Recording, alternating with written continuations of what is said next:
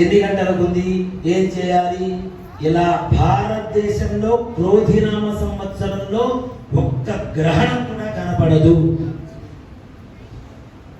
సాక్షాత్ బ్రహ్మదేవుడే టీవీలో వచ్చి చెప్పినా నమ్మదు. దేనికంటే గ్రహణాలు లేవమ్మా. లేని గ్రహణాలకు కూడా మనం ఎక్కడ పాటిస్తాం చెప్పండి. ఉన్న వాటికే అల్లాడిపోతున్నాం. ఈ సంవత్సరం ఒక్క గ్రహణం కూడా కనబడదు కాబట్టి ఏ రకమైనటువంటి నియమనిష్టలు, ఏ రకమైనటువంటి ఆచార వ్యవహారాలలో మార్పులు ఎక్కడా లేవు.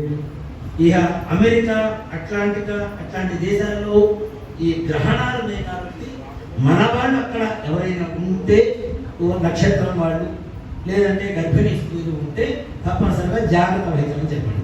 కనబట్టే చోట మనం తప్పనిసరిగా నమ్మాలి కదా. కాబట్టి అట్లాంటి చోట జాగ్రత్త వహించమని చెప్పండి. మన భారతదేశంలో ఎక్కడ ఏ రకమైనటువంటి గ్రహణాలు మనకు కనపడవు. సంక్రాంతి జనవరి 14వ తారీఖు. ఈ సంక్రాంతి పురుష లక్షణం ఎలా ఉంది అంటే ఆయన తినేటువంటి ఆహారం పాయసం. దానివల్ల పాడి పంటలు బాగా పండుతాయి. ఇక గో సంరక్షణ అనేది ఎక్కువ అవుతుంది. జనాల్లో దాని పట్ల విశ్వాసత పెరుగుతుంది. గోసేవ చేసేటువంటి అవకాశం అందరికీ కావాలని చెప్పి తప్పనిసరిగా తపన పడుతూ ఉంటారు. గోసేవలు చేస్తూ ఉంటారు. గో వృద్ధి జరుగుతుంది. పాలకు సంబంధించినటువంటి అంటే క్షీరాలకు సంబంధించినటువంటి ఈ ప్రొడక్ట్స్ ఏవైతే ఉంటాయో అవి కూడా మంచి లాభదాయకంగా ఉంటాయి. ఎక్కువగా దిగుబడి ఉంటుంది.